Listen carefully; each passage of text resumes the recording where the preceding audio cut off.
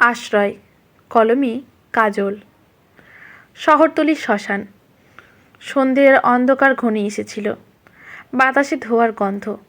শ্মশান প্রাঙ্গণের আলোয় ছেলেটির মুখটা দেখাচ্ছে নির্বিকার, কিন্তু কি যেন গভীর এক যন্ত্রণা লুকিয়ে আছে দু চোখে।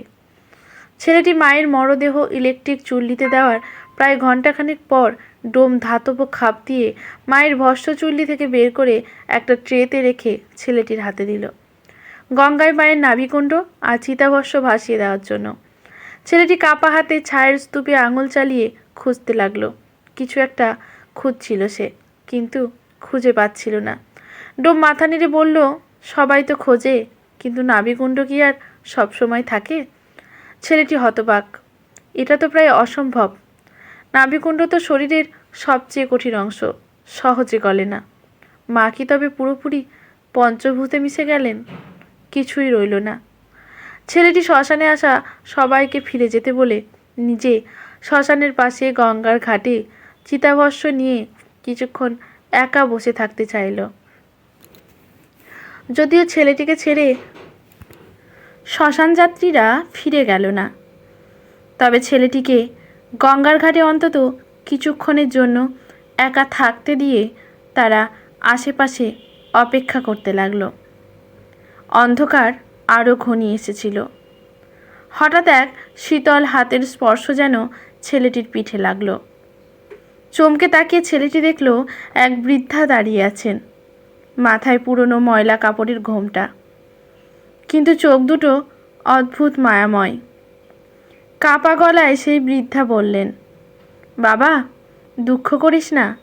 শেষ বয়সটা বৃদ্ধাশ্রমে কাটালে মায়ের সাথে ছেলের নারীর টানটা কেটে যায় তো, তাই হয়তো তখন তার উৎস আর খুঁজে পাওয়া যায় না।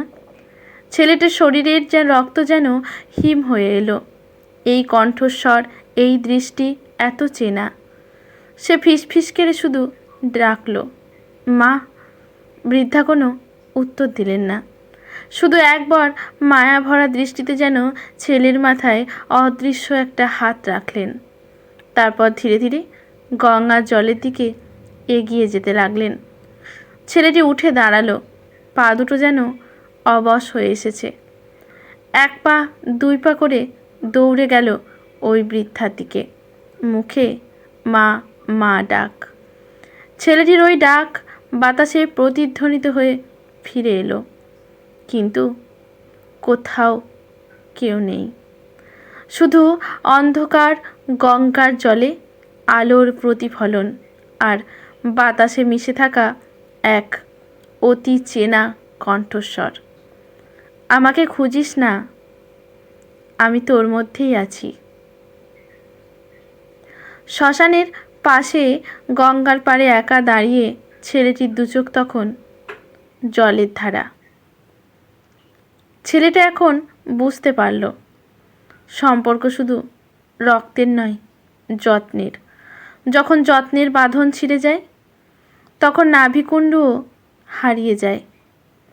জল ভরা চোখে ছেলেটা ধীরে ধীরে ভস্ম ভর্তি পাত্রটা তুলে নিয়ে গঙ্গার বুকে ছড়িয়ে দিল। মায়ের শেষ আশ্রয় তার অনাদরের গণ্ডি ছাড়িয়ে মুক্ত হলো, সময়ের স্রোতে বিলীন হয়ে গেল। আজকের গল্পটি এখানেই সমাপ্ত। গল্পটি ভালো লাগলে লেখকের প্রতি শ্রদ্ধা জানিয়ে একটি কমেন্ট করতে ভুলবেন না। ইউটিউব থেকে দেখলে চ্যানেলটি সাবস্ক্রাইব করে বেল নোটিফিকেশানটি অল করে দেবেন, যাতে গল্পের ভিডিও পোস্ট হওয়ার সাথে সাথেই সবার প্রথমে নোটিফিকেশানটি পৌঁছে যায় আপনার কাছে। ধন্যবাদ।